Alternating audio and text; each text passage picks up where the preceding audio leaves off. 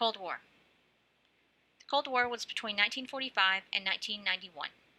Your objective is to describe the Cold War, including ideologies, foreign policy, and signifying events. I chose this image because it best represents what was going on during the Cold War. A movie called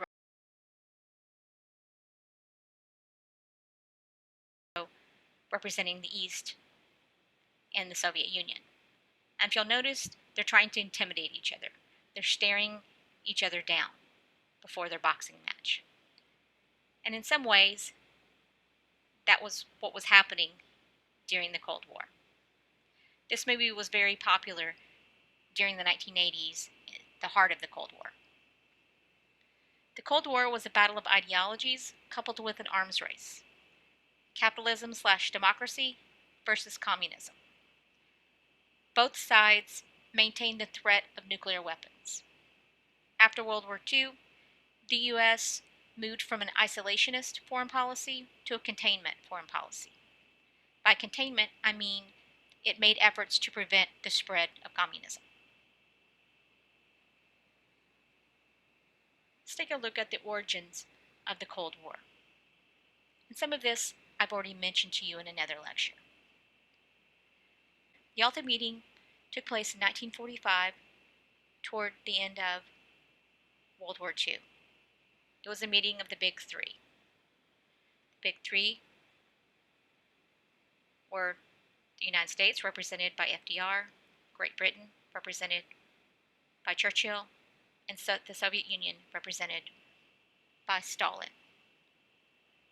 At this conference, FDR called for free elections in Hungary, Finland, Bulgaria, Czechoslovakia, and Romania, as well as Poland. That didn't happen in Poland and Romania. Both became communist-controlled, and Stalin later controlled Bulgaria, Czechoslovakia, and Hungary.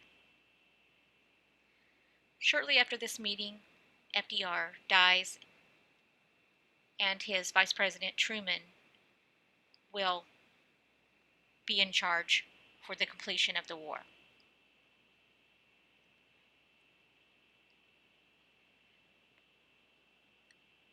After World War II, Truman will still be leader. And Truman is very different than FDR. He didn't go to college, he worked in a hat shop, and he kind of just fell into politics, whereas FDR was groomed for politics.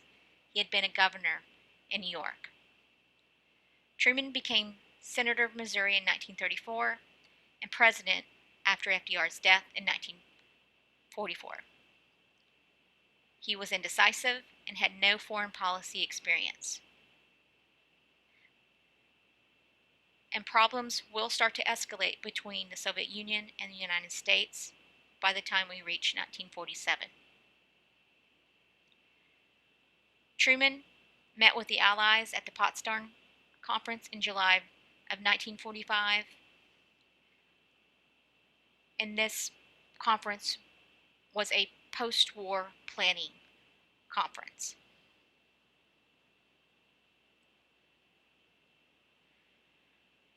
At this conference, Truman had a little bit of swagger because he knew that we had successfully tested the bomb.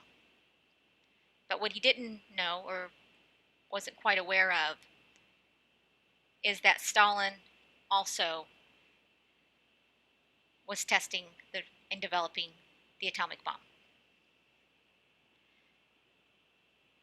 So Truman didn't have the advantage that he thought he had. But as we know, Truman did use that bomb on Japan to help end the war.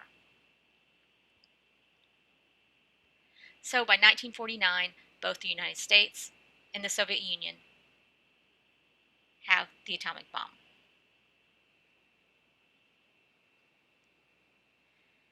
This is a photograph of an atomic bomb.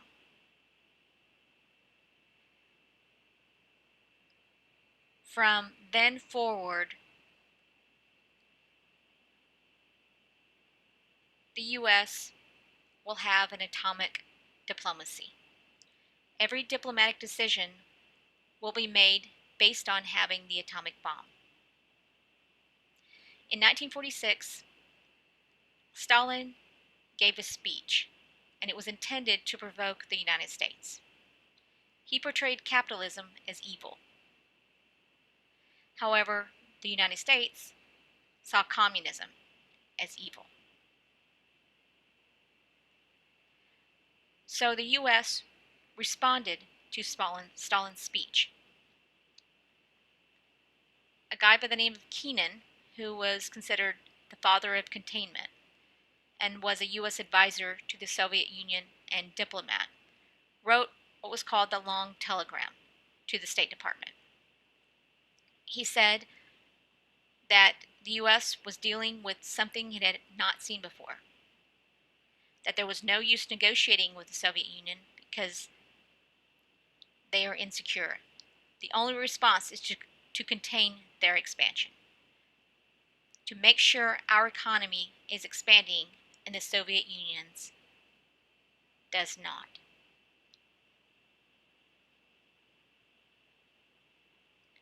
And the Soviet Union ambassador to the United States, Novikov, said that the U.S. had the right to be worried. The U.S. ultimately felt that communism and capitalism couldn't coexist. After World War II, Europe is in an economic downturn. So the Marshall Plan was created. It was named after General George Marshall, who became the Secretary of State. He gave hundreds of millions of dollars to Western European nations to help reconstruct them after World War II. Great Britain benefited the most. Money was also offered to the Soviet Union, but they declined to accept it. The Soviet Union saw the U.S. as buying its allies.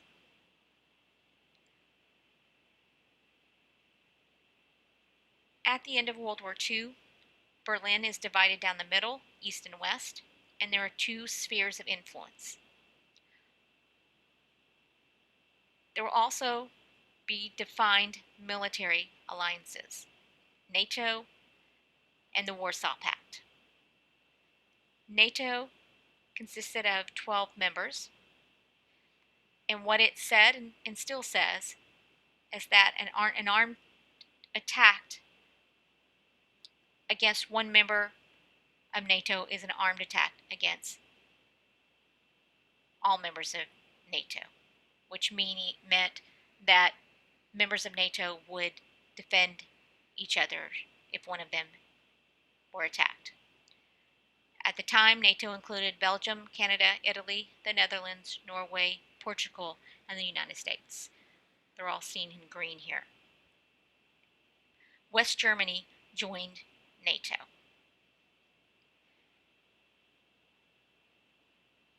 The Soviet Union will be part of the Warsaw Pact, and it wanted to control Central and Eastern Europe. So East Germany will join the Warsaw Pact, along with Albania, Czechoslovakia, Hungary, Poland, Romania, and the Soviet Union.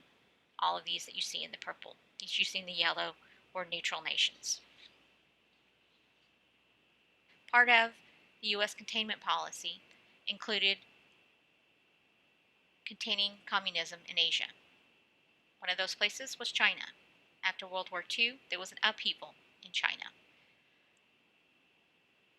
There was Chiang Kai-shek, who was part of the Nationalist Party, and Mao Zedong, who wanted to make China communist.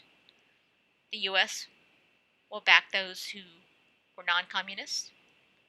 However, China became communist and it allied with the Soviet Union.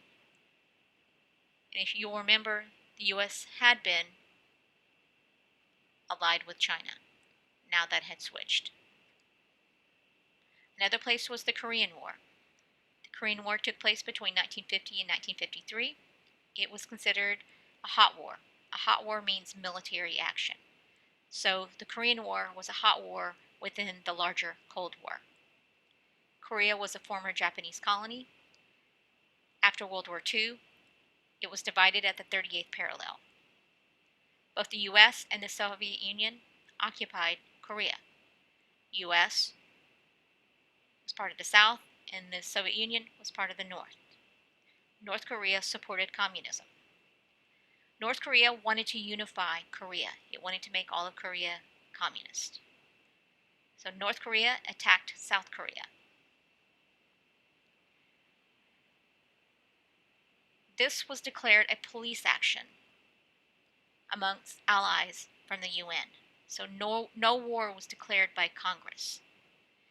This will set a precedent for future conflicts, such as Vietnam.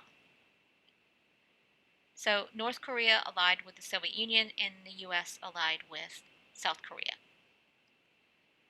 Ultimately, the Korean War was a draw. There was no property exchanged, and no one was officially the winner. Technically, the Korean War is still going on, even though there's no direct fighting. A couple of the results of the Korean War was, one, expanded American containment policy globally, and two, it created uh, more money for defense in a military buildup for the United States. During the 1950s, the U.S. had what was referred to as the Second Red Scare, the first one taking place during World War I. It was also referred to as McCarthyism. This is a picture of Senator McCarthy. The Red Scare occurred between 1950 and 1956, both during and after the Korean War. Americans feared that the Soviet Union were spying on us. And of course they were, so they had a right to fear that. But anyway, Truman issued an executive order called 9835 in 1947. And what this order did was it created a loyalty security program. It said that the government could investigate federal employees for suspicion of espionage. For example, if they were demonstrating against the government. Local governments, colleges, political organizations, and unions were investigated as well.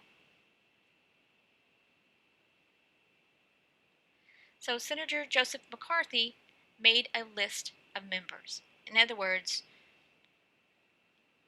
he if he thought you were communist, you made the list, right? So there was this fear that was promoted in Hollywood. Invasion of the Body Snatchers represented the American fears of communism. So if you haven't watched it, you should. The HUAC, or the House of Un-American Activities Committee, was created, and this included investigations of Hollywood actors. Oftentimes, Hollywood actors were blacklisted, or they couldn't get worked because they were thought of as being communist. It didn't mean they necessarily had to prove that you were communist, but if you were suspected of being communist, you made McCarthy's list. So it was really this kind of fear-mongering that was going on. In the latter part of the 1950s and into the 1960s, Vietnam would heat up. Vietnam was part of the U.S.'s containment policy in Asia.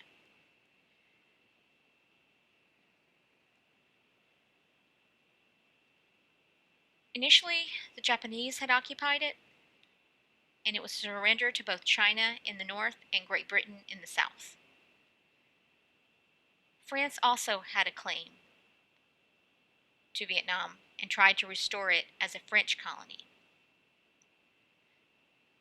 The Viet Minh, which was a national movement led by a communist leader, Ho Chi Minh, took the north and had led a resistance to Japan. The U.S. sent aid to France to help fight the Viet Minh. France failed. So the US was worried about the domino theory, worried if one non-communist nation fell to communism, others might fall as well. The result was that Vietnam was divided at the 17th parallel. The US took control of South Vietnam, and the Viet Minh controlled the North. The US put a guy by the name of Diem, who was anti-communist and Catholic, in charge of South Vietnam. He ended up being oppressive to his people. The US ends up sending aid to South Vietnam. There is a revolution movement, a national liberation front, and a challenge to Diem. Diem was overthrown and assassinated. So South Vietnam would ultimately fall after Diem's assassination.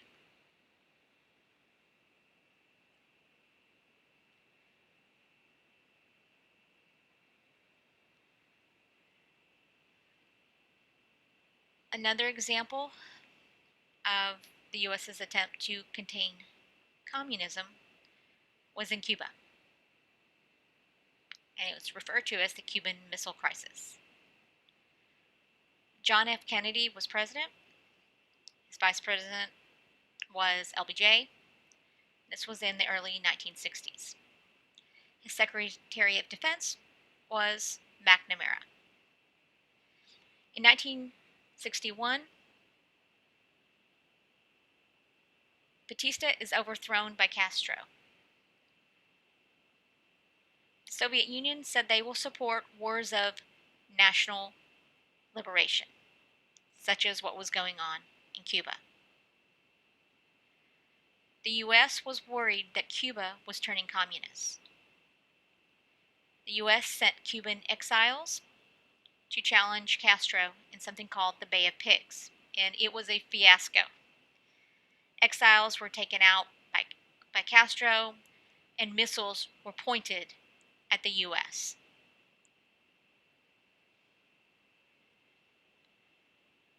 I provided a link to a film that I want you to watch, and it talks about the Cuban Missile Crisis and uh, how it was resolved and what happened and how much concern there was and how close the U.S. came to nuclear war. Of course, ultimately, the crisis was put down successfully, but it was very scary at the time. My mother lived in Virginia at the time. My father was in the military, he was in the Navy, and they were all prepared to evacuate. And she told me how scary this was.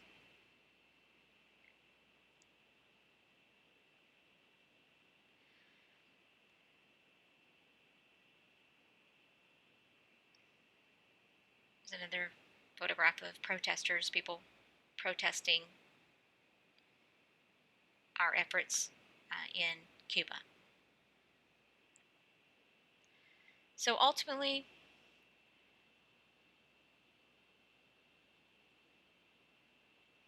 the Cold War ends. And I'm simplifying this a bit, but it basically ends really in the latter part of the 1980s into the very early 90s with President Ronald Reagan. Really, what happened was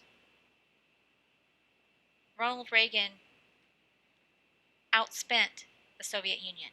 Ronald Reagan was about defense. He had something called what they called the Star Wars defense, which was to intercept missiles. And we spent a lot of money on nuclear weapons. So much so that the Soviet Union just couldn't simply keep up financially. And it was also coupled with the fact that they had a more, I wouldn't call him passive, but a more accommodating leader by the name of Gorbachev. And they met, he and Reagan, and ultimately ended the Cold War. out of self-preservation. And ultimately, they tore down the Berlin Wall, which separated East from West, and that was really symbolic of the Cold War ending. All right, that's all for this lecture. If you have any questions, please let me know.